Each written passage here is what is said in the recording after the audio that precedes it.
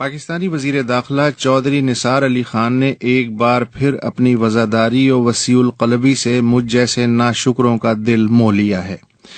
آپ نے کہیں اور نہیں واشنگٹن جا کے یہ انکشاف کیا کہ 16 دسمبر کو پشاور کے آرمی پبلک اسکول پہ حملے کا دفاع کرنے والے لال مسجد اسلام آباد کے خطیب مولانا عبدالعزیز نے تحریری معافی نامہ داخل کر دیا ہے، لہٰذا اب اگر انہیں گرفتار کیا گیا تو دہشت گردی کے خلاف جاری آپریشن سے توجہ بٹ کے ایک نیا شاخسانہ کھڑا ہو سکتا ہے جس کا فائدہ شدت پسندوں کو پہنچے گا۔ تاہم چودھری صاحب نے یہ وضاحت نہیں کی کہ مولانا عبدالعزیز نے یہ معافی نامہ کب، کہاں اور کسے جمع کرایا، اس کی عبارت کیا ہے، اور اس معافی نامے کے بعد مولانا کے خلاف درج FIR کا کیا ہوگا جس کی بنیاد پہ ایک سے زائد بار جاری ہونے والے عدالتی سمن کی بار بار عدم تعمیل ہوئی۔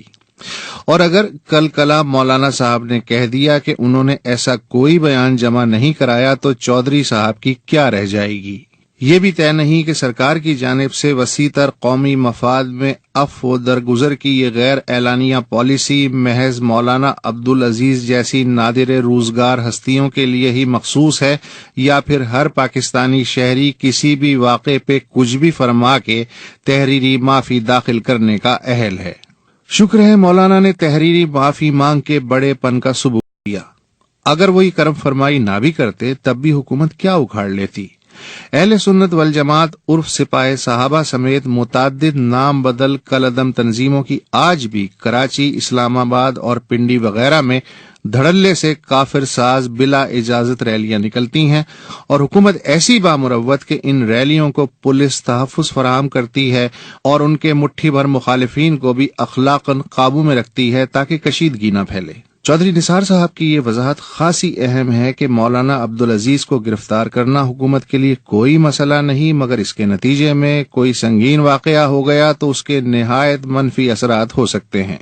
اسی منطق نصاریہ کی روشنی میں آپ دیکھیے کہ مولانا عبدالعزیز کی گرفتاری کو اب تک ٹالنے کے سبب ملک کیسے کیسے سنگین واقعات سے محفوظ رہا ہے۔ مثلاً شکارپور کی امام بارگاہ میں صرف 63 لوگ مرے،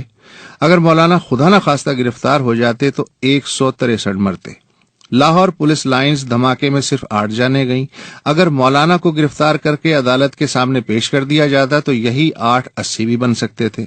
راولپنڈی میں چٹی ہٹیاں کے امام باڑے میں دھماکے سے صرف 7 لوگ مارے گئے، مولانا لاک اپ میں ہوتے تو یہی دھماکہ 70 لوگوں کی جان لے لیتا۔